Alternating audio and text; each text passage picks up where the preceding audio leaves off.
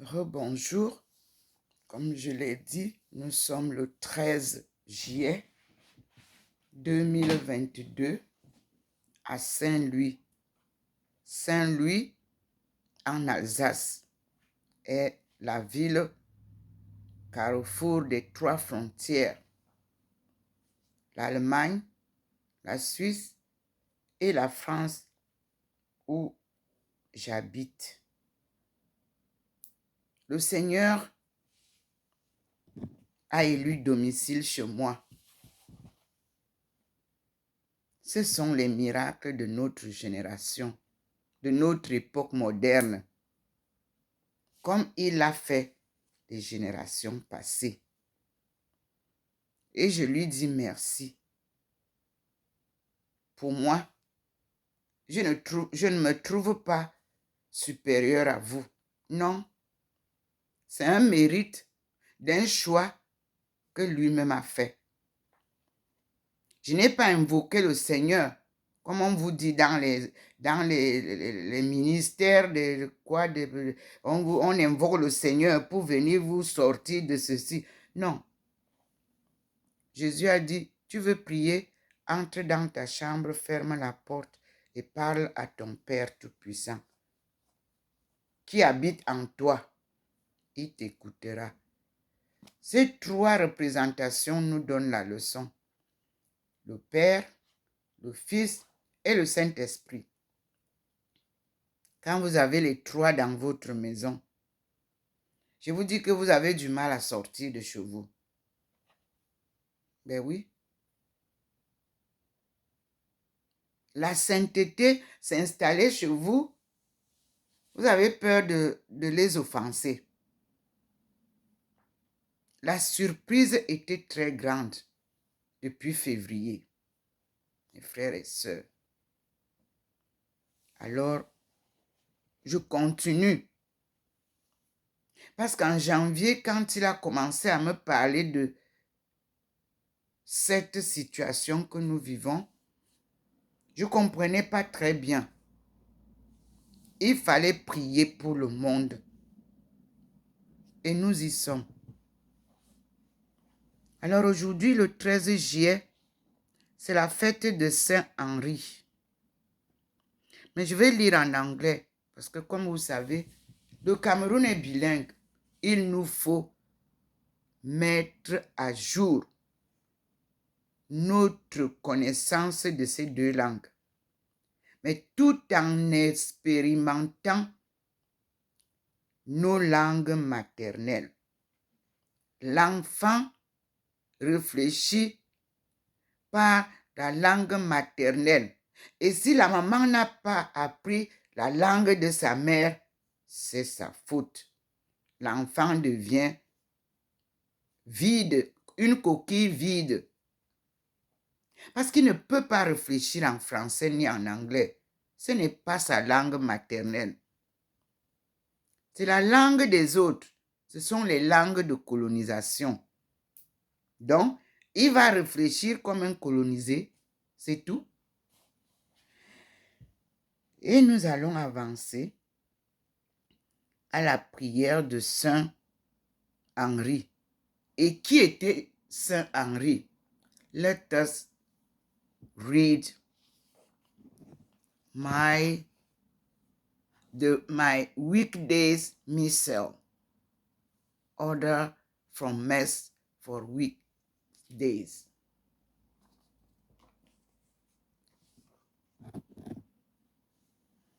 Born in 1973, Henri became Duke of Bavaria on his father's death in 1995. 995, and was crowned Holy Roman Emperor in 1014. He was married but had no children. He was ardent for the reform of the church.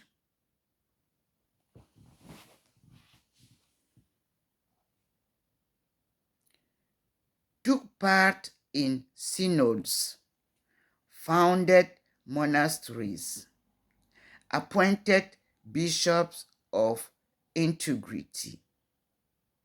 With his wife, he lived a semi-monastic life of prayer and disciple.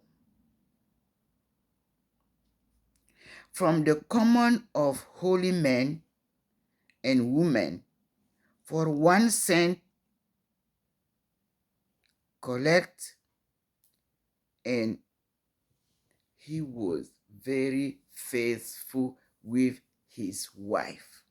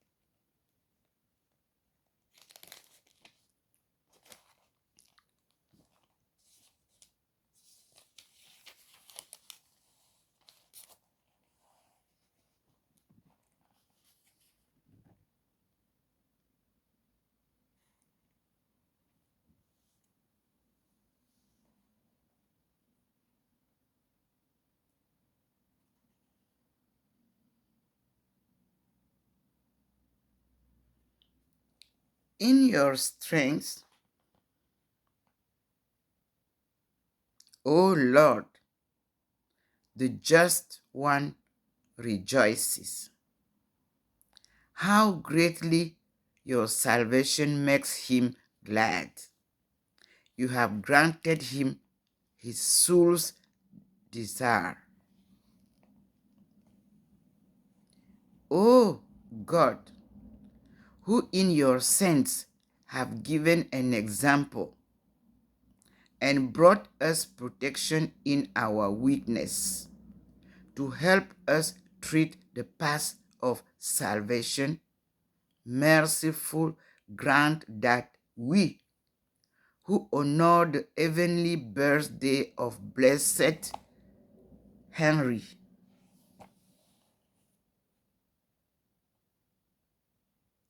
may, through his example, make our way to you.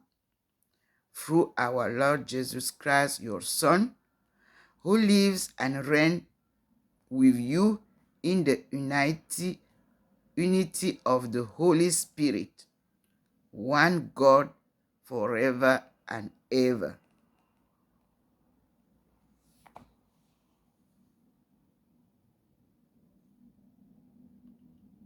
O God, whose abundant grace prepared Saint Henry to be raised by you in a wonderful way from the cares of earthly rule to heavenly realms. Grant, we pray, through his intercession, that amid the uncertainties of this world, we may hasten toward you with minds made pure. Through our Lord Jesus Christ, your Son. It is clear here that God is the Father. Jesus Christ is his Son, as we are his sons and daughters.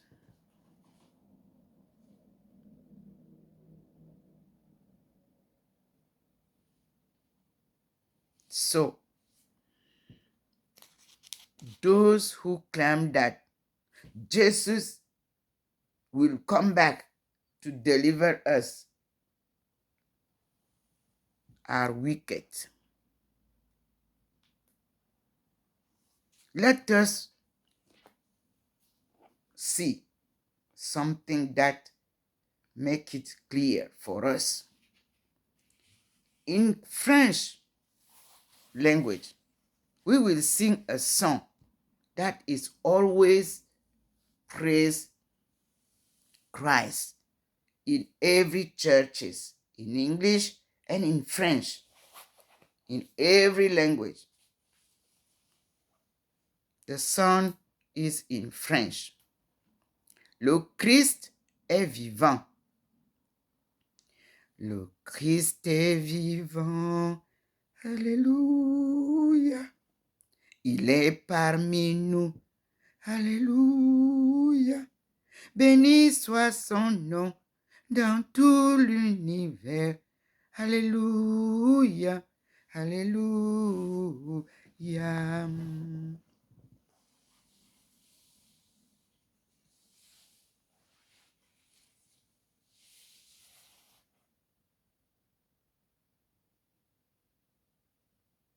Le Christ est vivant. Alléluia. Louons le Seigneur. Alléluia. Il nous a aimés. Il nous a sauvés. Alléluia. Alléluia.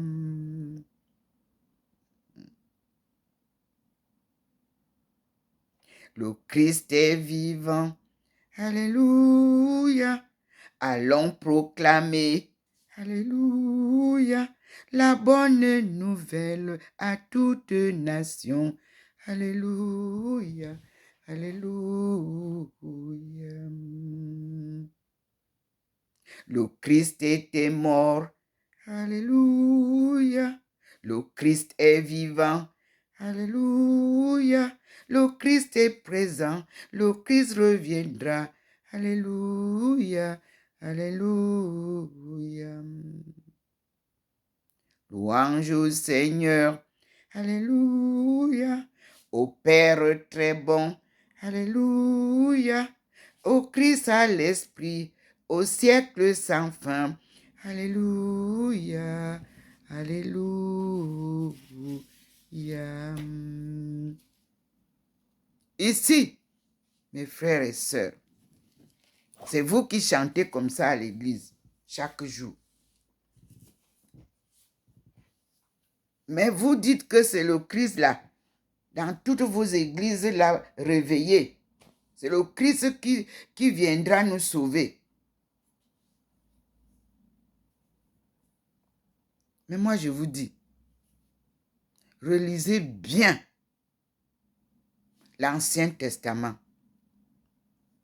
pour mieux interpréter votre gospel du Nouveau Testament. Parce que tout ce qui est dit au Nouveau Testament est copie de ce qui est dit à l'Ancien Testament.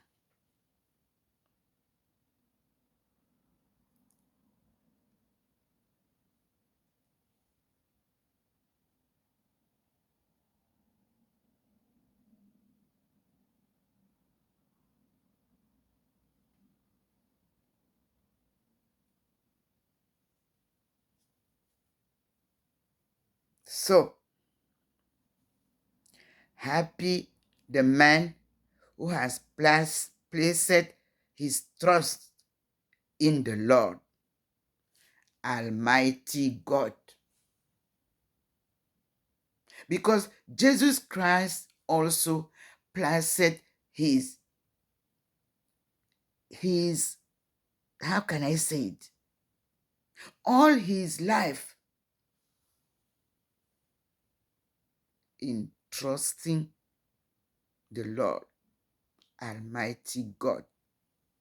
Because he, the maker of everything, was the maker of Christ also, as we.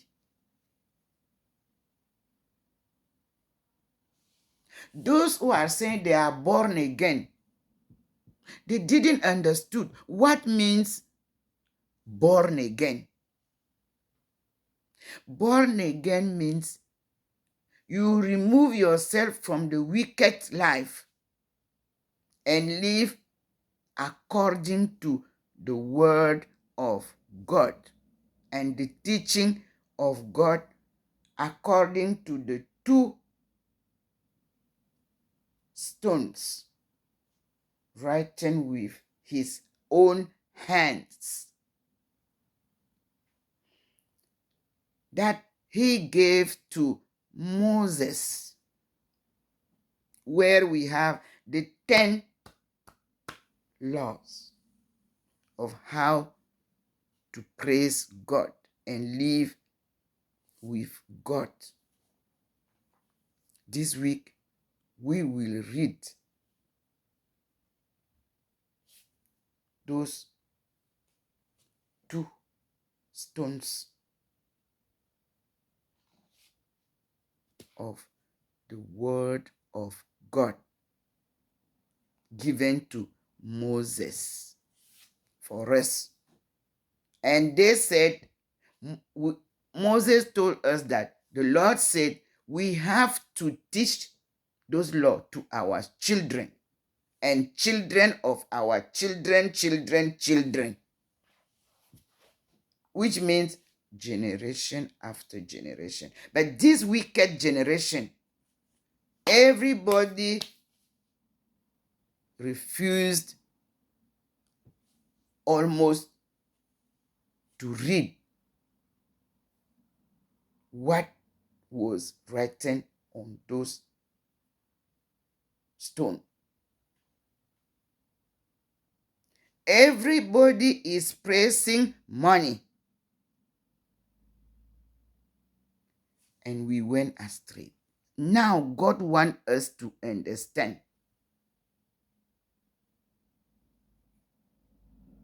And let us read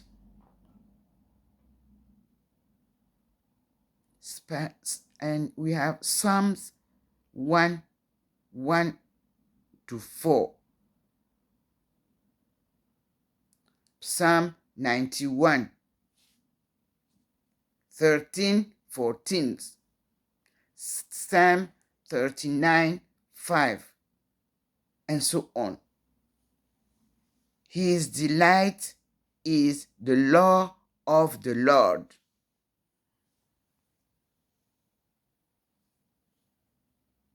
Happy the man who has placed his trust in the Lord. The just will flourish like the palm tree in the courts of our God. Verse 1. Happy indeed is the man who follows not the counsel of the wicked, nor lingers in the way of sinners, nor sits in the company of scorners, but whose delight is the law of the Lord, and who ponders his law day and night. He is like a tree that is planted beside the flowing water, that yields its fruits in due season, and whose leaves shall never fade, and all that he does shall prosper. The just will flourish like the palm tree in the court of our God. Verse 3. Not so are the wicked, not so.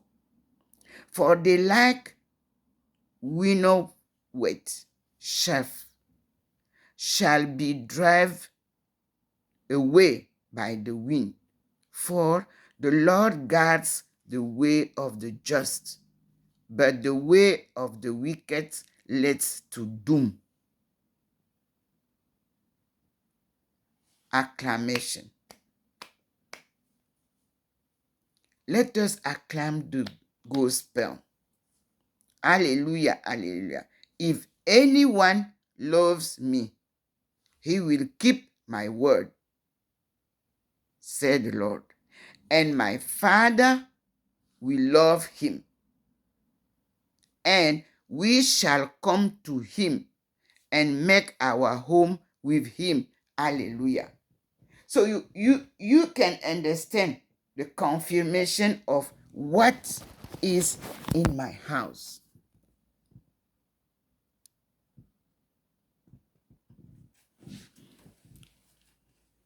We have the Lord Almighty. We have Christ, his Son, our brother, and we have the Holy Spirit. So,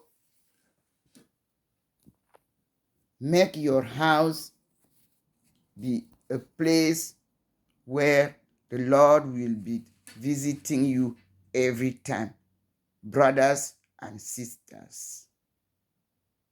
That is the mark that God set in my house. Yes, I told you, I bought a big house where I was paying, let's say, 2,000 euro every month because I was renting in Guyane and renting in France, paying the amount that was asked to pay every month and get my house ready for 2015 and be installed during my last days in France. Unfortunately, politics made it impossible. Yes, and the project of Borloo was cancelled. And all of us lost the money that we paid during 9 years. You can calculate every month what I paid to be now living in small room of 3 pieces. My house was 5 rooms, including garage.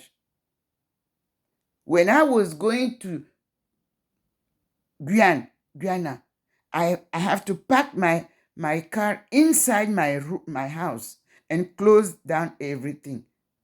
And my neighbors were the guardian of my house. I never lost anything there. I was living in Saint-Ouen. Now, I'm here, and the Lord decided to come and stay with me in this small house. Amazing story. He reduced you and then elevate you. That is him. Thank you, Lord. All of you, you see how the places is shaking.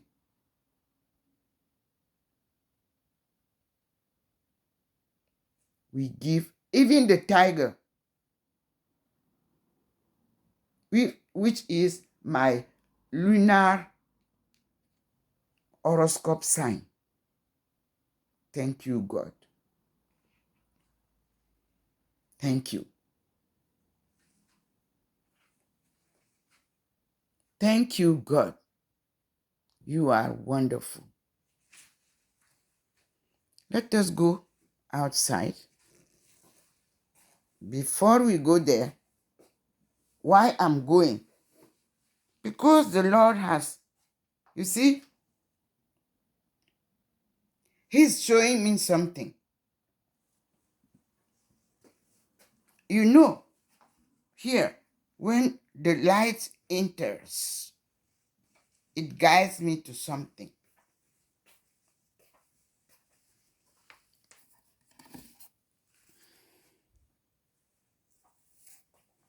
Before we go out, I told you yesterday that I got in touch with Gloria Copeland and Kenneth Copeland, and I ordered this book, Connecting with God's Master Plan for Your Life. I thought, really, it touched me, I can tell you. But at the end, we heard yesterday that someone, and it is from this book that I received when I was in China. Dear partner, I got this in China because many people were coming there to preach the word. I was there in 1990. Okay, the book was given to me on this day of November 3rd, 1999, to commemorate our covenant of partnership together. Gloria and I are committed to minister to you, to pray for you every day, and to continue teaching you the uncompromised word of God, that you continue to grow and increase in his anointing. We stand with you in faith and we love you. Yes, I receive it. Kenneth Copeland Ministry presents this special partner edition of Dear Partner 2. Okay, that was the name of my husband. Now, yesterday, I told you that as I discovered that some people are using the name of the Lord to make their business. I didn't know that. I didn't even give any name. I didn't say it was who or who. But surprisingly, I received testimonies. And I published it to you. A testimony from America by 2 priests talking about their own analysis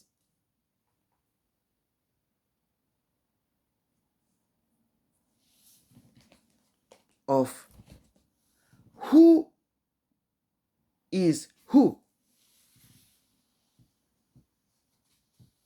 in this life of pastors and so on. So I had no idea about them. I don't know them. No. It was my first time to hear them. And this is what it is said. Description, testimonies, spiritual warfare and sufficiency of scripture. Justin Peters and Jim Osman. They sent me 8 videos that they published from June 25th, 2000 19 was the first one. And it is, their light is SO4 GTV Show 1. It is said, Show 1 of 8, Justin Peters and Jim Osman on the doctrine of the sufficiency of Scripture as it relates to biblical spiritual warfare. Jesus Peter interviews Pastor author Jim Osman on the subject of spiritual warfare, and Jim's book, Trust or Territory, a biblical approach to spiritual warfare. Some examples of false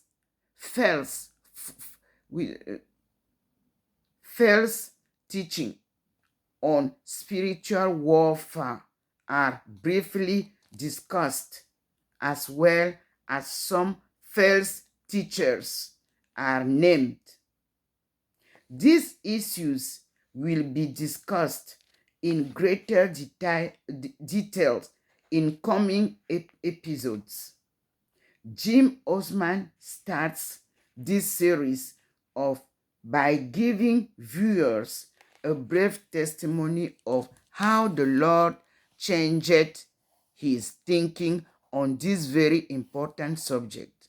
Then both Justin and Jim introduce viewers to the topic of doctrine of the sufficiency of Scriptures, which is briefly defined and defended from 2 Timothy 3, verse 6 to 17, and 2 Peter 1, 3, 4. This video series was filmed in the Grace to You studio, GTY.org, Grace Church in Canada, which is a ministry of our senior pastor, John MacArthur. A very special thank you to our pastor, John MacArthur, and Philip Johnson for the use of GTY Studio. Justin Peter Ministry you can find on YouTube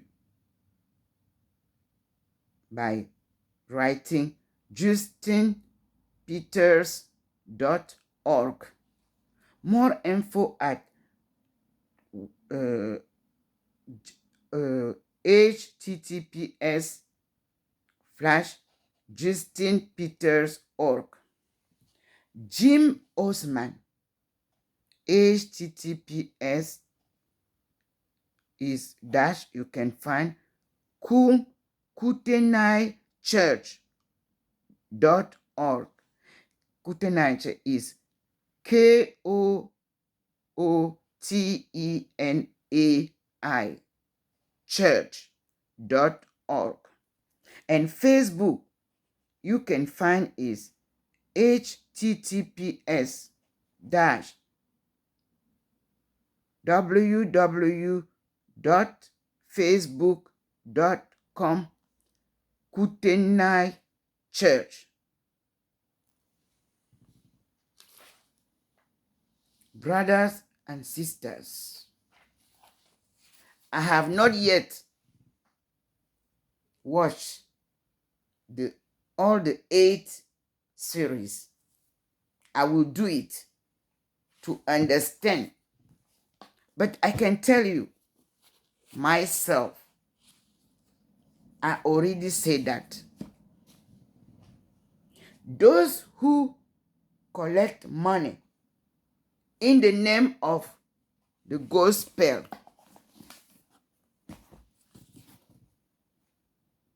which God sent to us freely by his Son, Jesus Christ. I can tell them that they are wicked because Jesus never sell the word of God. Jesus never sell in the name of Saint Francis Assise the word of God. All of it, we have to search for the origin of the religion to understand at the beginning who brought gospel. And this is hidden, c'est-à-dire la vie de notre Seigneur Jésus-Christ nous est cachée. Voici le vrai livre de Jésus où on nous dit tout ce qu'il a fait. Et les apôtres, chacun ce qu'il a fait avec. Jérusalem, la malédiction du figuier. On trouve tout ici. Les chapitres sont ici. Le juge unique, la prière, le mariage, l'enfant prodigue, tout est ici. Ce que Jésus lui-même a écrit. Voici le livre qui nous donne à peu près le paralytique de la piscine, Magdeleine. Il est dit au chapitre 5, Jésus, enseignant et guérissant sur son chemin, se rendit à Jérusalem pour la fête des Juifs, ce que plusieurs entendent de la Pâque. En Chine, nous avons ça comme fête. Au début de l'année, c'est une fête qui est célébrée par les Chinois. Passover, comme ça qu'ils appellent ça. On fait une semaine, on ne travaille pas. Je reviens.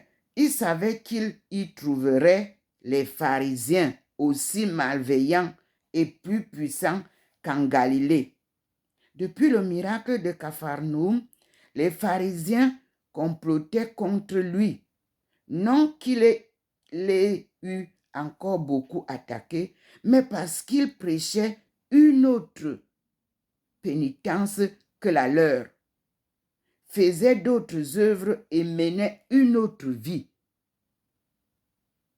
Il l'accusait de blasphème au pluriel. Les pharisiens. Sa charité leur fournit de quoi lui imputer un second crime. Le miracle dont le récit va suivre est de plus signalé par son importance dans la vie du Sauveur et par le sens vaste et profond des circonstances qui l'ont accompagné. Il existait à Jérusalem une piscine célèbre par les grâces que Dieu y accordait. Ce n'est pas Jésus qui accordait les grâces. Je reprends.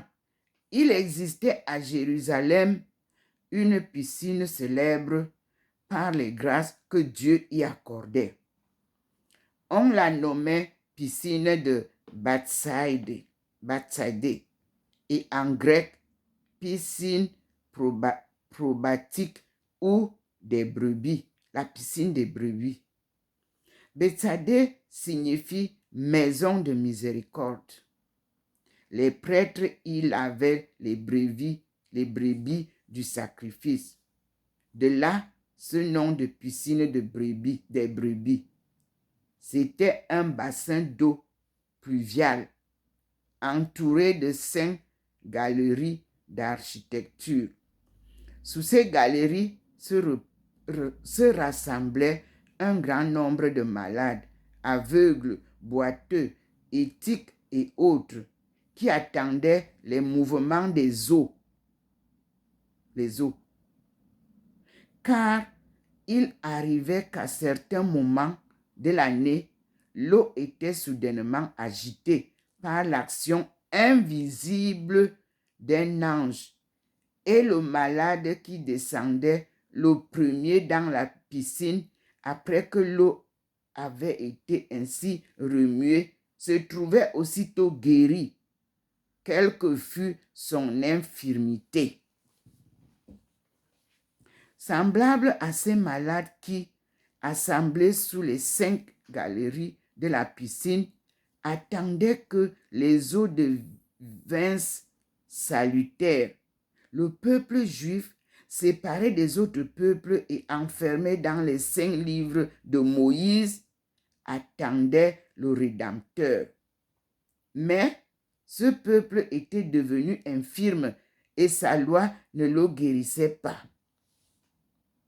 Donnée seulement pour faire connaître le péché, la loi accusait le pécheur. Elle ne pouvait pas l'absoudre. Cependant, elle le tenait près de la piscine, près du salut. Cette multitude de malades, animés de foi et d'espérance, représente donc la foule des Juifs fidèles, attend de leur vœu la venue du Messie. En spécifiant les infirmités plus graves et tout à fait inguérissables, l'Évangile étend la ressemblance au reste du genre humain. Les Gentiles étaient plus malades que les Juifs. Ils étaient les aveugles, ignorants jusqu'aux vérités fondamentales, les estropiés, devenus incapables de pratiquer même la loi naturelle dont ils ne conservaient qu'une vague notion, les éthiques en qui l'ardeur de volupté avait desséché toute sève d'amour divin.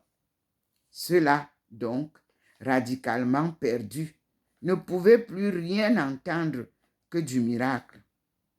Ils étaient le grand malade gisant sur la terre. À guérir ce malade, dit saint Augustin, il fallait le grand médecin descendu du ciel. Ce médecin, c'est Jésus-Christ. Les prophètes l'avaient annoncé. L'ange de la piscine le figure. L'ange descend invisible. Le Verbe divin est couvert de voile et de l'humanité. Est couvert du voile de l'humanité. L'ange agite l'eau. Jésus-Christ, par sa doctrine et par ses miracles, agite les consciences et secoue la torpeur des choses de cette vie. La vie ne sera plus l'eau dormante d'autrefois, la fange morte, où l'âme atteinte de la blessure originelle n'entrait que pour mourir. Des énergies inconnues y seront éveillées. Leur âpre contact fortifiera les débilités que la moleste achevait. Jésus apporte au monde 3 choses: le trouble, le feu, le glaive. Et ces 3 choses y installent la paix. La paix soit avec vous. Je vous laisse ma paix. Cette paix qui est le fruit excellent de la force suprême. La paix qui surpasse tout bien. De quelque infirmité que fût atteint le premier qui se plongeait dans la piscine troublée, il était guéri aussitôt. À ce trait, les interprètes reconnaissent 2 grandes figures, le baptême et la passion du Sauveur. Par la passion du Christ, qui fut et qui est jamais le grand trouble du monde, et qui est à jamais le grand trouble du monde, les eaux du baptême reçurent la vertu de guérir les âmes. La réalité dépasse la figure de toute distance qui se trouve entre l'entendement de l'homme et la puissance de Dieu. Néanmoins, la figure est l'expression exacte de la réalité. L'eau de la piscine n'avait par elle-même aucune vertu. L'eau du baptême n'en a par elle-même aucune.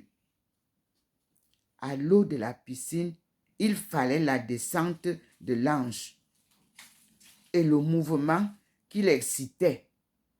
Il a fallu que Jésus-Christ descendît dans le Jourdain pour que l'eau, par le contact de sa chair immaculée, acquit ce que Saint Bernard appelle le juste baptisme, devint l'eau du baptême. Et elle ne baptise, elle n'efface le péché que mise en mouvement, agitée en quelque sorte par l'invocation de la très sainte Trinité qui soudain y unit la grâce du Saint-Esprit. L'action de se plonger dans la piscine exprimait à l'avance la foi en la passion de Jésus-Christ par le sacrement de pénitence qui renouvelle en nous la splendeur du baptême. Nous descendons dans la piscine où le sang du Jésus-Christ, lavant nos souillures, guérit notre infirmité. Et c'était la piscine des brebis. Ce lieu de miséricorde portait ce nom, où respire toute la douceur de l'Évangile. On y lavait les brebis qui devaient être offertes en sacrifice. C'est ce que savait alors le monde. Maintenant, nous voyons la prophétie du sacrifice offert pour les brebis. Lorsque Jésus apparaît sur ces portiques, témoin d'un si grand et si constant miracle, le nom et le miracle, le passé et l'avenir, tout s'illumine de sa clarté. Voici à la piscine des brebis l'agneau de Dieu, l'agneau dominateur, l'agneau qui ôte les péchés du monde. Voici celui qui donnera son sang et sa chair. Et il est en même temps le pasteur de la brebis perdue, qui va la chercher à travers les épines, qui la rapporte sur ses épaules et qui la gardera dans le bercail éternel. C'est lui qui, par le prophète, avait appelé ses fidèles les brebis des pâturages de Dieu. Lui qui dira à Pierre, « Paix mes agneaux, paix mes brebis. » Le voici au bord de la piscine figurative des biens qu'il apporte. Il vient où sont lavées les brebis du sacrifice. Lui, la vraie victime, qui voudra être lavé de son sang lorsque l'heure sera venue de mourir pour nous. Comme il est le sens du lieu, il est le sens du miracle. Ce grand miracle renouvelé chaque année depuis des siècles rappelait aux Juifs sous une forme frappante et l'inefficacité de la loi pour purifier du péché et la puissance du Messie sauveur des hommes. Les guérisons de la piscine commentaient les mystères annoncés dans le temple.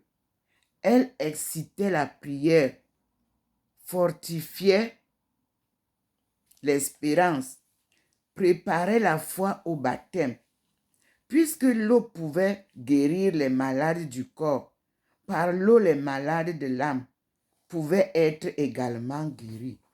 Mais pourquoi n'y avait-il qu'une guérison chaque fois que l'eau était remuée?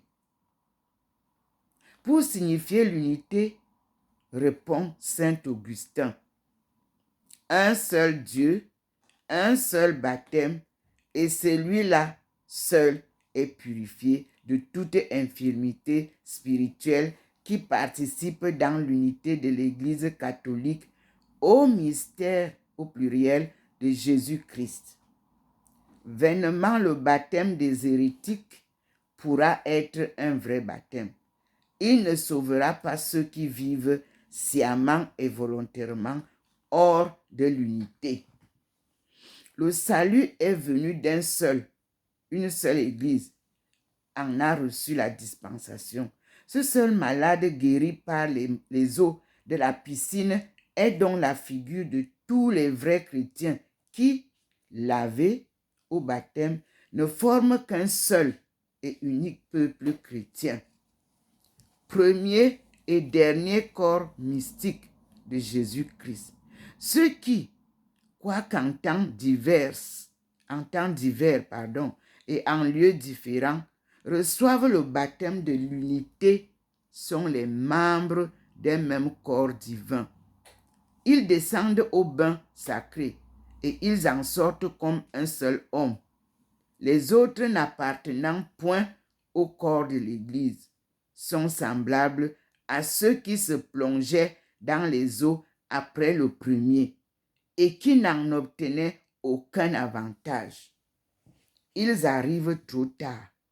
Ils prennent un baptême que l'apostasie efface, pour ainsi dire, et dont il ne leur restera rien. Ainsi, la providence soutenait la foi des Juifs et d'avance fortifiait et éclairait la nôtre, lui donnant le fondement du témoignage figuratif et le fondement du témoignage apostolique. Deux bases indestructibles où s'élève le divin édifice de la religion sur la pierre angulaire qui est le Christ. Or, il y avait là, couché sous les portiques de la piscine, un homme qui était malade depuis 38 ans. Jésus, connaissant la longue durée de son infirmité, lui dit: « Veux-tu être guéri? » Le malade répondit: « Seigneur, je n'ai pas un homme qui me descende dans la piscine lorsque l'eau est troublée. Et pendant que j'y vais, un autre y descend avant moi. » Jésus lui dit: « Lève-toi, prends ton lit et marche. » À l'instant, cet homme fut guéri. Il se chargea de son lit et marcha. Ce que, voyant les Juifs, ils lui dirent: « C'est aujourd'hui le sabbat. Il ne t'est pas permis de porter ton lit. » L'homme leur répondit: « Celui qui m'a guéri m'a dit: prends ton lit et marche. » Ils lui demandèrent: « Qui t'a dit: prends ton lit et marche? » Mais cet homme ne savait pas qui était son bienfaiteur et ne put le montrer parce que Jésus s'était retiré de la foule. Quand même, nous ne connaîtrons pas le médecin, il serait révélé par sa bonté provenant autant que par sa puissance. Le malade, c'est le genre humain. Il souffrait depuis 38 ans.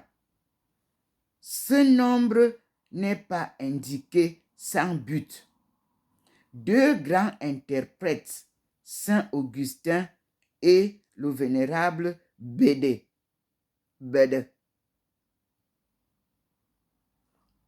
en ont étudié le mystère. 40, disait-il, composé du nombre 10, répété 4 fois, marque la perfection de la loi dans toutes les œuvres. Ce nombre est le symbole de la vie sainte et parfaite, car le juste observe avec exactitude les 10 commandements de Dieu répétés dans les 4 livres de l'Évangile. Mais on ne peut pas observer la loi divine sans pratiquer les 2 préceptes de la charité envers Dieu et envers le prochain. Et là où n'est pas ce double amour, toute la perfection de la loi est rompue. Quoique l'homme en possède d'ailleurs la connaissance et la foi. C'est pourquoi ce nombre 38, 40-2 nous fait voir que le malade de la piscine est l'image de l'humanité souffrante et coupable. Elle possédait la connaissance de la loi de Dieu gravée divinement dans le cœur de tous les hommes. Elle ne possédait point le double amour pour lequel seulement cette loi s'accomplit. Telle est l'explication de saint Augustin, développée par Bede.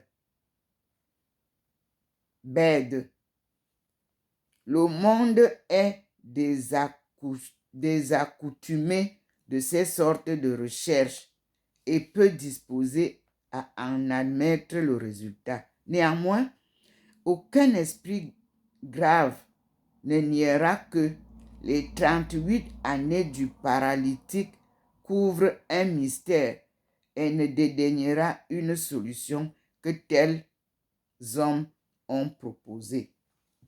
L'on comprendra plus aisément la préférence que Jésus a donnée aux paralytiques sur tous les autres malades qu'il aurait pu guérir. 38 ans d'attente et d'efforts inutiles n'ont pas vaincu la foi de cet homme.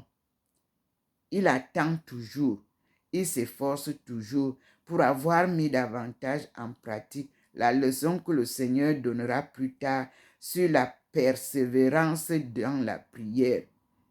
Il est enfin sauvé par un miracle plus grand que celui qu'il espérait. Jésus lui demande d'abord s'il veut être guéri. Question de médecins et de prêtres. Combien implorent leur guérison et au fond ne veulent pas être guéris, c'est-à-dire ne veulent pas faire ce qu'il faut pour guérir. Cette volonté sourde s'échapper à la guérison se manifeste surtout dans les maladies spirituelles. Je priais, dit saint Augustin, et j'avais peur d'être trop vite exaucé. La parole que le Seigneur adresse à ce malade nous avertit donc de vouloir notre guérison, car toute parole tombée de ses lèvres est adressée à tout homme en ce monde. De plus, elle ouvre aux paralytiques la voie de la foi.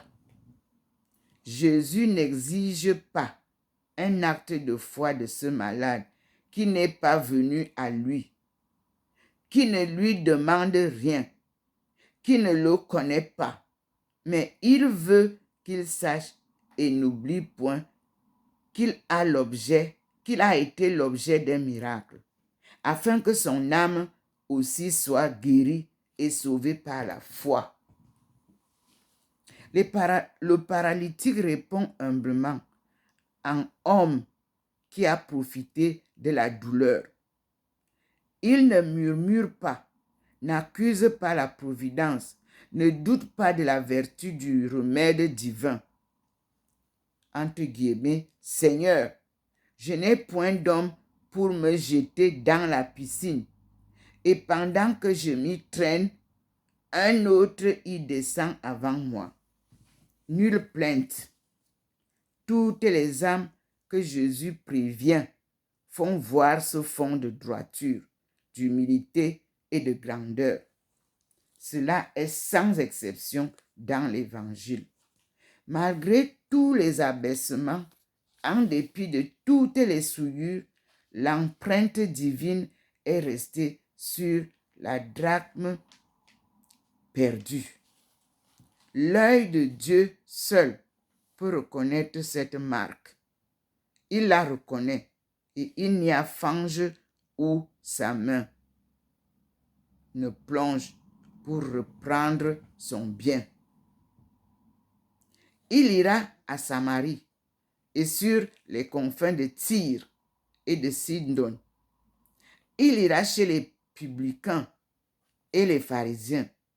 Il ira jusque dans les enfers où l'attendent ceux qui, surpris par le déluge, ont élevé leurs yeux vers le ciel et confessé qu'ils avaient péché. Plus tard, nous verrons sa grâce pénétrer tantôt avec la douceur du jour, tantôt avec la force impérieuse de la foudre, dans les lieux les plus fermés et les plus fortifiés contre lui.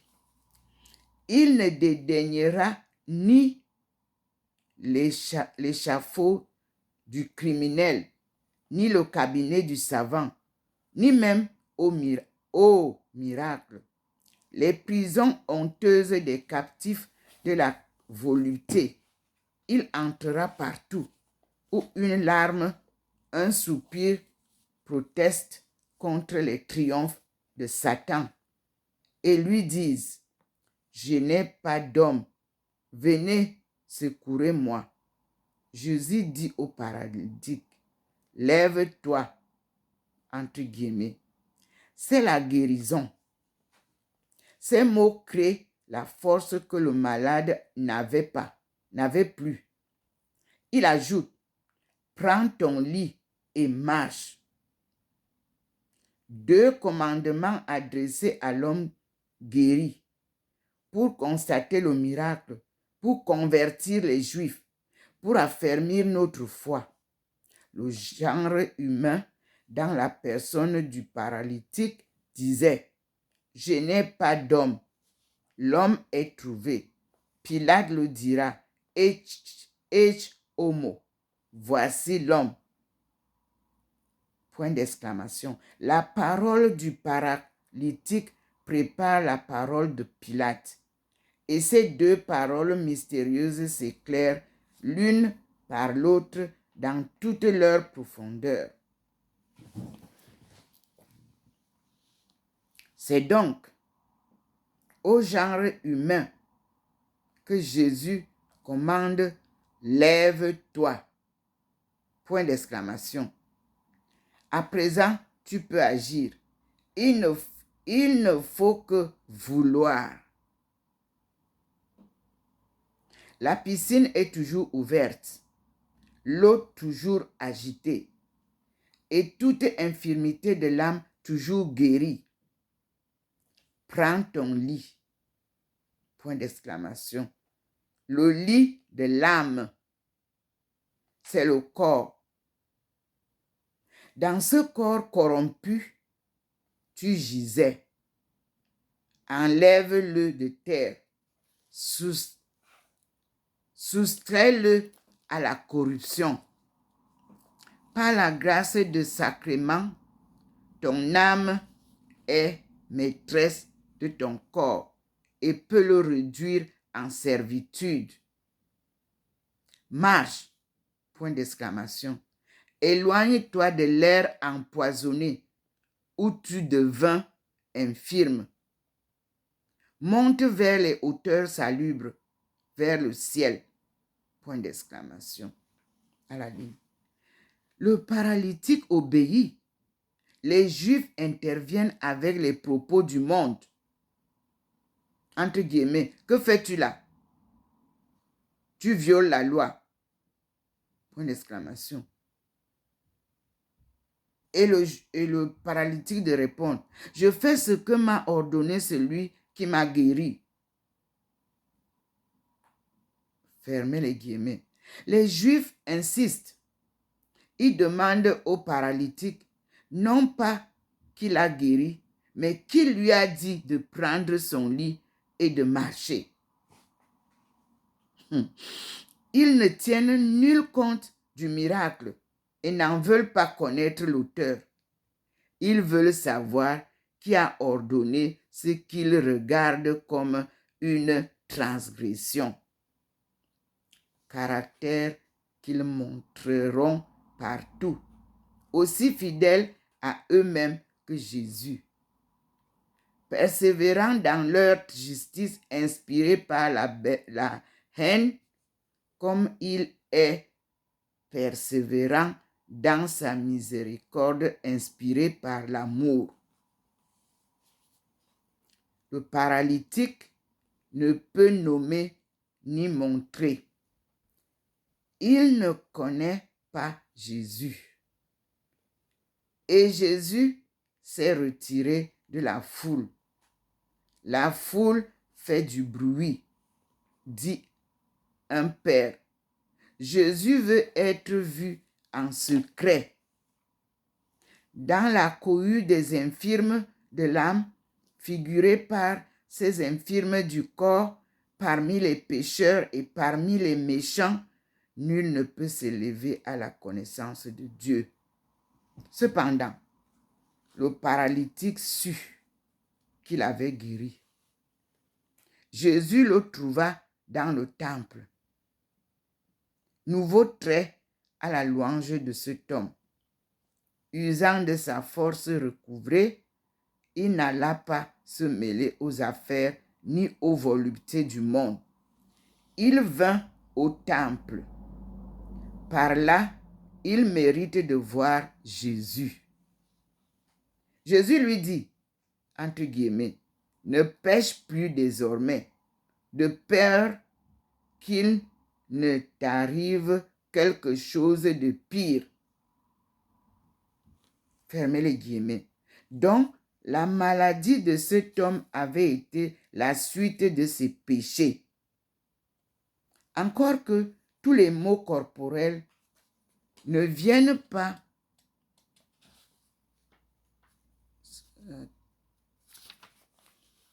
du péché, dit Saint Jean Chrysostome.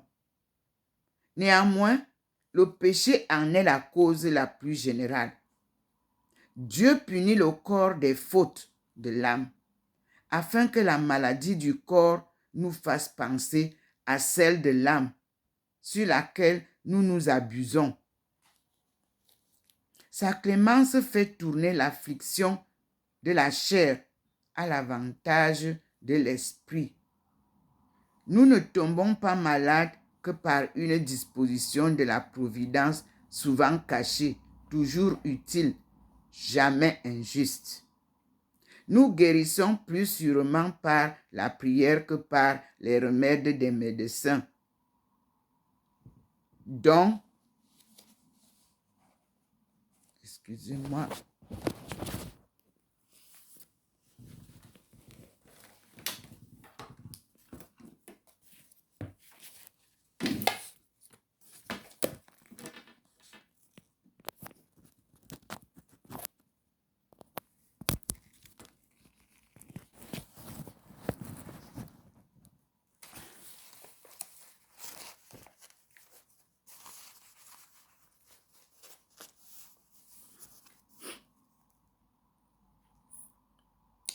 Nous ne tombons pas malades que par une disposition de la providence, souvent cachée, toujours utile, jamais injuste. Nous guérissons plus sûrement par la prière que par les remèdes des médecins, dont les plus sages ordonnances, d'ailleurs, ont pour objet de nous ramener, au moins matériellement, au respect de la loi de Dieu. La loi de Dieu est donnée au corps comme à l'âme. L'accomplir est utile à l'un comme l'autre. Ce que l'on retire au corps, on le donne à la vie. L'avertissement du Seigneur est terrible. Prends garde de peur qu'il ne t'arrive pire. Point d'exclamation. Ce pécheur a passé 38 ans, presque toute sa vie, dans la captivité d'une maladie plus dure que la prison. Que peut-il redouter de pire? Question. Rien en ce monde, tout dans l'autre. Les pères entendent cette menace des châtiments de la vie future, réservés à l'obstiné qui ne cesse de pécher qu'en cessant de vivre. Les plus longues afflictions de cette vie ne sont rien comparé à ces châtiments éternels. Plaisantez,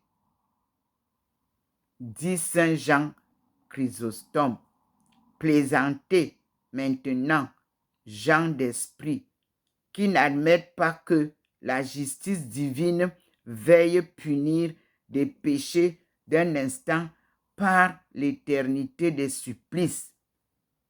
Est-ce donc ce paralytique? Non.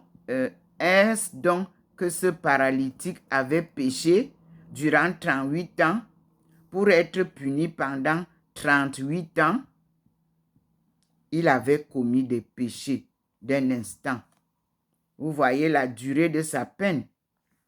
Dieu juge les péchés suivant leur nature. Le monde fait de même. L'homme est le crime d'un instant. La peine est perpétuelle. Mais que parle-t-on de crime d'un instant? Question. L'action est momentanée. L'intention est irrévocable. Le pécheur voudrait vivre toujours pour pécher toujours. Le péché lui manque, non pas lui au péché. En enfer, la volonté de pécher est inhérente au pécheur. Ne dites pas qu'il hait le péché. Il y a une différence immense entre haïr le péché et s'en repentir pour le salut. Le repentir est une grâce qui fait détester le péché, non plus seulement comme funeste et trompeur, mais surtout comme offense à Dieu. Cette grâce ne pénètre point dans les abîmes éternels, car elle requiert ce commencement d'amour qui forme les pénitents, amour impossible aux reprouvés. Le péché est une apostasie, une séparation volontaire de Dieu. Si l'homme meurt dans cet état où Dieu ne l'a point placé, il y reste parce qu'il n'a plus les moyens de réconciliation que l'on trouve seulement dans l'Église et durant la vie. L'apostasie est devenue l'irrévocable. L'apostat y reste irrévocablement. Saint Irénée compare le reprouvé à un homme qui, lui-même, en pleine lumière, s'arracherait les yeux. Ce forcené resterait aveugle pour toujours.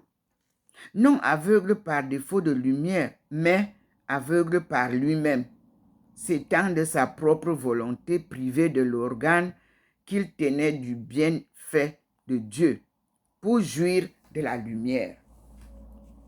C'est là le formidable mystère du reprouvé, voulant toujours pécher et détestant le péché, voulant toujours se repentir et détestant le repentir, irrévocablement attaché par sa volonté à tout ce que est sa volonté, fixé et rivé dans l'intolérable, ne pouvant même imaginer un état où il voulut être, ni rien concevoir de pire que l'état où il est. Car s'il avait le rêve seulement d'une autre condition, même plus horrible, il se réfugierait dans ce rêve et se trouverait heureux. Entre guillemets, là sera le pleur et le grincement des dents. Perpétuelle révolte, perpétuelle haine, perpétuelle impuissance, perpétuel déchirement de l'âme, péché immortel et éternel, châtiment immortel et éternel. À la ligne. Comme la grâce du repentir et le beau caractère du pécheur pénitent et pardonné apparaissent dans le paralytique, le caractère de la réprobation se manifeste chez les Juifs qui l'entourent. Le paralytique a été humble. Il se trouve au temple. Et suivant plusieurs interprètes, Jésus, si attentif à ne pas décourager le pécheur, ne lui a fait cette leçon, lui a fait cette leçon sévère parce qu'il a reconnu en lui une âme vraiment patiente et de bonne volonté. En effet, il écoute avec respect. Il se montre reconnaissant. Les Juifs lui ont demandé qui lui a ordonné de porter son lit le jour du sabbat, c'est-à-dire pour eux de transgresser la loi. C'était la seule chose qu'ils voulussent savoir. Dès qu'ils connaissent Jésus, il va leur dire, non pas celui qui m'a ordonné de porter mon lit, mais, entre guillemets, celui qui m'a guéri, c'est Jésus. Celui qui m'a sauvé, c'est le Sauveur. On lui demandait une dénonciation. Il fait une confession. Il n'est pas lent, dit saint Augustin, à évangéliser ce qu'il a vu. Mais les Juifs continuent de ne faire aucun compte du miracle et du bienfait et ne s'attachent qu'à ce qu'ils considèrent comme une transgression du sabbat. Ils voyaient Jésus se montrer en tout le plus exact observateur de la religion.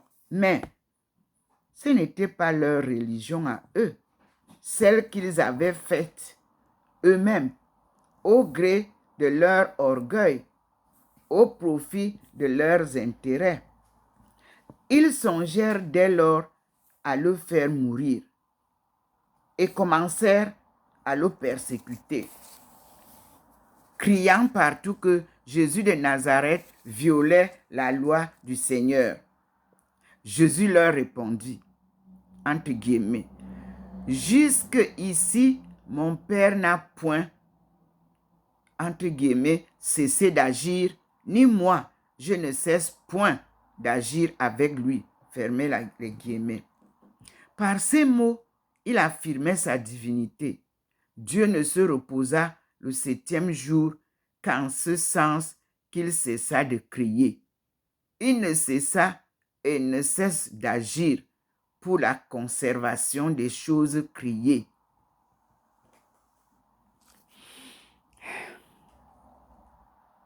En appelant Dieu son Père et en établissant son unité d'opération avec lui, Jésus donc affirmait l'unité de nature. Il ne se disait pas fils par adoption seulement, à quoi les Juifs n'auraient pu rien objecter, mais fils par génération. Il s'attribuait la nature divine, la parfaite égalité avec Dieu. C'est bien ce que les Juifs entendirent et il faut absolument ou l'entendre comme eux, ou comme eux aussi accuser Jésus d'imposture. Par conséquent, nier la mission divine en même temps que la divinité. Car si Jésus-Christ n'est pas Dieu, il n'est pas même un homme sincère. Par conséquent, il n'est pas l'envoyé de Dieu. Mais alors, où en est la raison humaine? Et que peut-elle comprendre à l'Évangile, au christianisme, à Dieu, enfin à elle-même? C'est une question. Après avoir raconté la guérison du paralytique, Saint Jean rapporte le discours par lequel Jésus, établissant la consubstantialité du Fils avec le Père, donne aux Juifs les titres suprêmes de sa mission.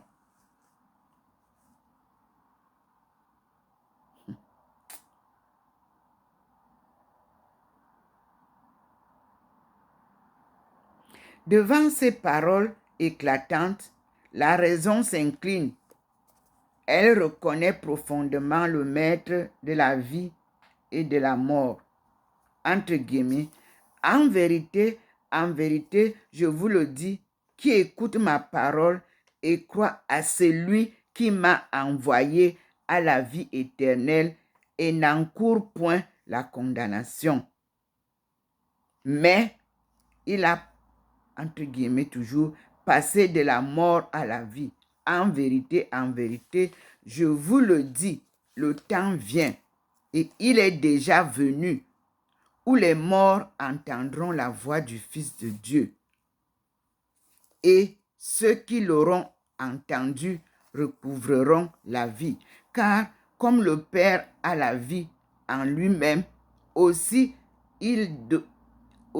a-t-il donné au Fils d'avoir la vie en lui-même. Et il lui a donné le pouvoir de juger, parce qu'il est le Fils de l'homme. Le temps approche où tous ceux qui sont dans le tombeau entendront la voix du Fils de Dieu, et ceux qui auront fait de bonnes actions ressusciteront pour vivre, au lieu que ceux qui en auront fait de mauvaises ressusciteront pour être condamnés. Or, les Juifs cherchaient davantage à le faire mourir. Non seulement parce qu'il violait le sabbat, mais parce qu'il disait que Dieu était son Père et parce qu'il se faisait égal à Dieu. Jésus laissait les vices des pharisiens, non pas leur personne. Non, Jésus haïssait les vices des pharisiens, non pas leur personne. Je m'excuse. Il accepta de dîner chez l'un d'eux, nommé Simon. Pendant le festin, une femme entra dans la salle, portant un vase albâtre qui contenait une liqueur odoriférante. Elle se nommait Magdeleine. Elle était pécheresse et toute la ville connaissait ces scandales. À la vue des convives, elle se prosterna derrière Jésus, lui baisa en pleurant les pieds. Il versa ses parfums mêlés de ses larmes et les essuya de ses cheveux. Le maître de la maison, voyant l'action de Magdeleine, s'étonna que Jésus la souffrit. Il pensait en son esprit, s'il était prophète, il saurait qui est cette femme et qu'elle est pécheresse. Jésus voulut montrer aux pharisiens qu'il savait mieux que lui quelle était cette femme et ne le connaissait pas, moins lui-même. Entre guillemets, Simon, dit-il, j'ai quelque chose à te dire. Un créancier avait 2 débiteurs. L'un lui devait 500 deniers, l'autre 50. Et comme ni l'un ni l'autre n'avaient de quoi le payer, il leur remit à l'un et à l'autre ce qu'ils devaient. Des deux, lequel l'aima davantage? Suivant moi, répondit Simon, c'est celui à qui il a le plus remis. Tu juges bien, reprit Jésus. Alors, se retournant vers la pécheresse, mais continuant de parler aux pharisiens, entre guillemets, tu vois cette femme? Je suis venu dans ta maison et tu n'as point préparé d'eau pour me laver les pieds. Cette femme les a arrosés de ses larmes et les a essuyés de ses cheveux. Tu ne m'as point donné le baiser. Elle, depuis qu'elle est entrée, elle n'a cessé de me baiser les pieds. Tu n'as point répandu d'huile sur ma tête. Elle a répandu sur mes pieds son parfum. C'est pourquoi, je te le dis, beaucoup de péchés lui seront pardonnés parce qu'elle a beaucoup aimé. Mais celui à qui l'on remet moins aime moins. Le parfum de Magdalena a rempli la terre et les cieux. Accepté par Jésus, il est devenu l'odeur même du Christ, l'odeur de la clémence infinie qui attire à la vie éternelle. Magdalena est la première pénitente du Sauveur.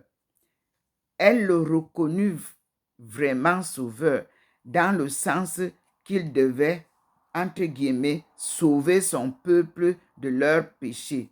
Fermez les guillemets. Elle lui demanda la vraie guérison, celle des plaies mortelles de l'âme. Elle fit la vraie satisfaction, celle des larmes. Elle paya le vrai tribut, celui de l'amour. Jésus lui décerna une gloire qu'il n'a donnée à nul autre. Elle a beaucoup aimé.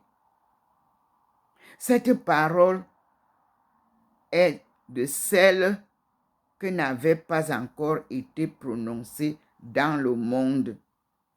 Et le monde n'avait rien imaginé qui en approchât. Elle est restée dans le monde, plus puissante sur les cœurs que toutes les lumières de la raison, tous les livres de la morale et toutes les contraintes de la loi. Jésus donc dit à la grande pécheresse, désormais la grande pénitence, tes péchés te sont remis. Fermez les guillemets. Les pharisiens murmurèrent, comme ils avaient fait à Capharnaüm, en entendant le même langage, entre guillemets. Qui est celui-ci, se dirent-ils, qui remet même les péchés? Fermez les guillemets.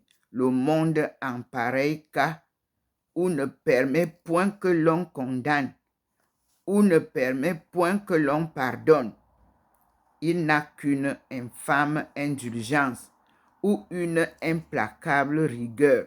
Dieu voit le repentir, pardonne et purifie. Sans répondre davantage aux pharisiens, Jésus dit à Magdalena, entre guillemets, ta foi t'a sauvé, va en paix. Fermez les guillemets. Il n'ajoute point ce qu'il a à dire au paralytique, ce qu'il dit plus tard à la femme adultère.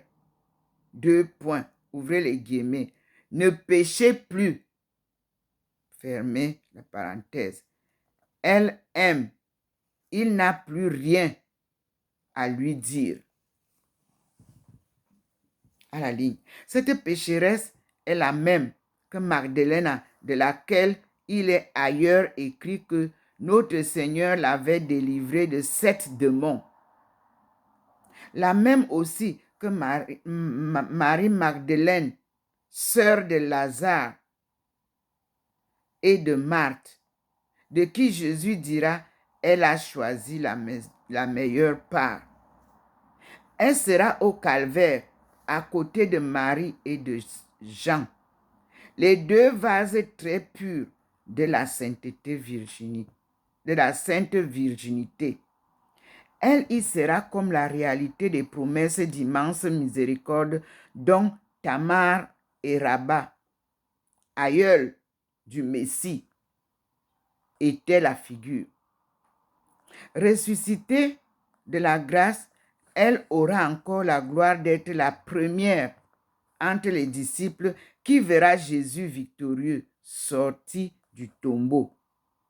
Et l'Église, instruite et conduite par l'Esprit Saint, chante à la fête de l'Assomption de la très sainte Vierge l'Évangile où est rapporté que Marie, assise aux pieds du Seigneur, restait à l'écouter. Telle est cette femme, type touchant et sublime entre tant d'autres que Jésus a créés et donnés pour jamais à la terre, empêtrissant de ses mains, de ses mains et de son sang la fange de l'humanité. Vers cette époque se termine le temps que Jérôme appelle l'année de paix, l'année douce de la vie de notre Seigneur. Parce qu'en effet, Jésus ne rencontrera jusqu'à que peu de contradictions et fut quasi accepté de tout le monde. Les pharisiens n'avaient pas organisé leur résistance.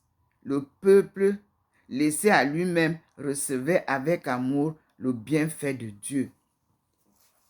Ces premiers récits de l'Évangile, malgré leur austérité, éveillent une certaine idée de fête divine. On y respire l'allégresse d'une aurore. Il semble que la nature enrichie de sa part de grâce dut apparaître en ces heureux moments plus souriante, comme parée de reflets de l'Éden, jardin d'Éden. Il y avait sans doute quelque chose de plus parfait dans la sérénité de ces nuits qui voyaient Jésus prier dans la limpidité de ces eaux qui le portaient, dans la pureté de cette terre qui recevait son haleine. Si les parfums de Magdeleine embaumaient toute la maison où ils étaient répandus, quelle odeur de vie ne devait pas réjouir toute cette contrée qui se remplissait de souffle de Jésus-Christ. Question. Faites pénitence, le royaume de Dieu approche. Point d'exclamation. La douce voix de Jésus répétait et confirmait ce cri. Jean-Baptiste. La douce voix de Jésus répétait et confirmait ce cri de Jean-Baptiste. En même temps, le divin maître répandait la beauté de la doctrine et l'abondance des miracles. Jamais rien de semblable n'avait été donné aux yeux ni au cœur des hommes. Nulle part auparavant, il n'avait été question de proximité du royaume des cieux. L'ange d'or.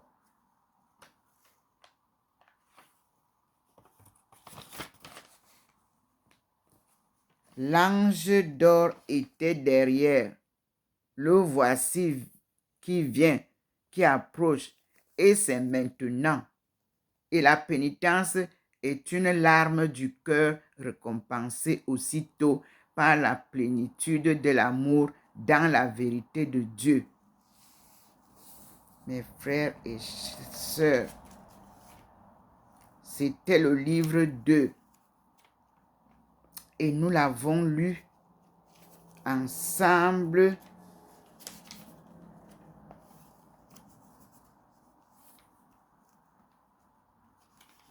pour comprendre l'amour de Dieu.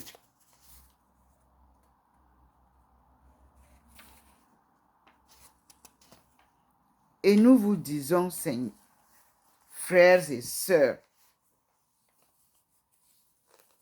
ici, Dieu nous montre sa sainteté.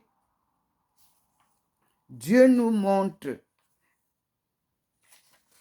sa suprématie.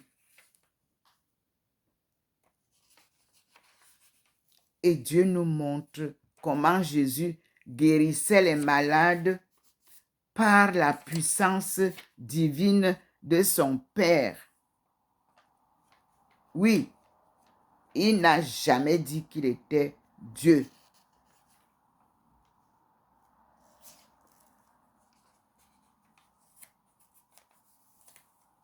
Mes frères et sœurs,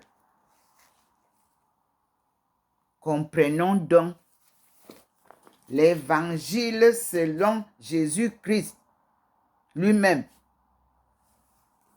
comment il détaille devant nous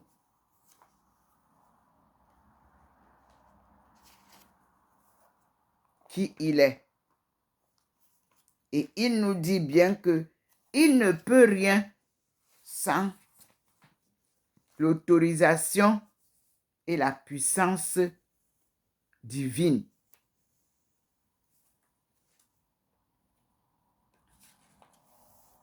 Merci Seigneur pour tes enseignements.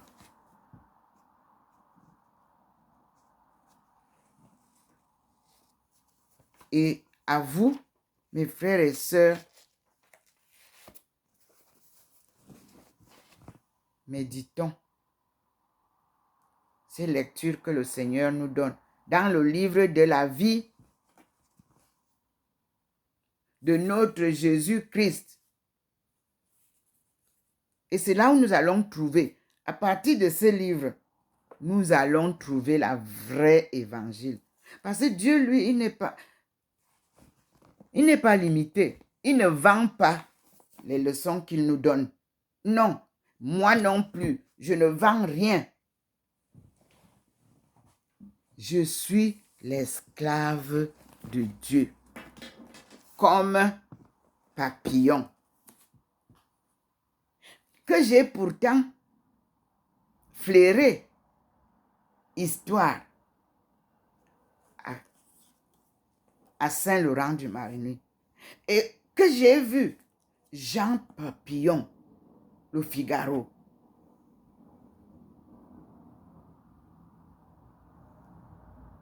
C'est incroyable. C'est ce livre qui me redonne une foi inébranlable de savoir que l'œuvre que je poursuis sans argent, cela a été fait aussi par certains appelés de Dieu. Dans les chaînes, la souffrance, ils sont sortis vainqueurs. Merci à Roger Frison Roche. Merci aussi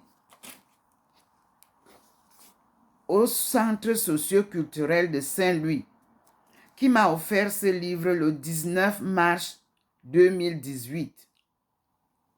Parce qu'ils avaient sorti des livres qu'ils ont reçus et donc chacun pouvait se servir. Je l'ai choisi. Par hasard, le titre m'a interpellée parce que je disais souvent, je suis la servante de Dieu. Et je n'ai même pas cet honneur-là. Je dois dire que je suis l'esclave de Dieu. Non mais, non mais, non mais, non mande zona mbuisie. Nini minzugu min kuzmia lorman kongo teta. Minzugu min kuzmia farma fero papa. Toi barmelone mon oui papa. Non mande zona mbuisie. Oui. Vous connaissez la chanson là, quand on faisait les nuits de de prière charismatique au Cameroun, à Yaoundé, à Douala. Souvenez-vous de ce chant dans nos groupes de prière charismatique. Et que l'âme du Père Ebga repose en paix. Parce que c'est lui qui m'a invité dans ce groupe qu'il a créé.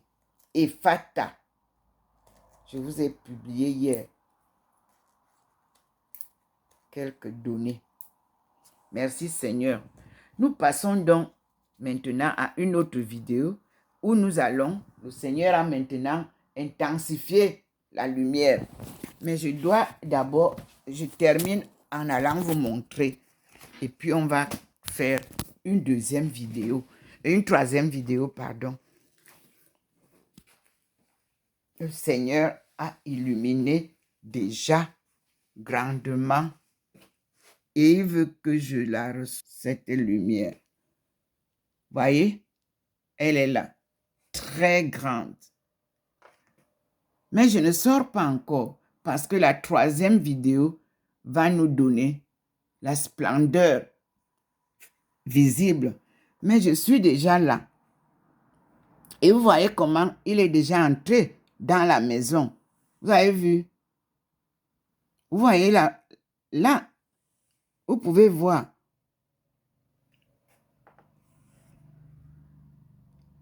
Mais il n'est pas encore totalement entré. Alors, j'observe le petit point. Le petit point vous montre ce que je viens de vous dire.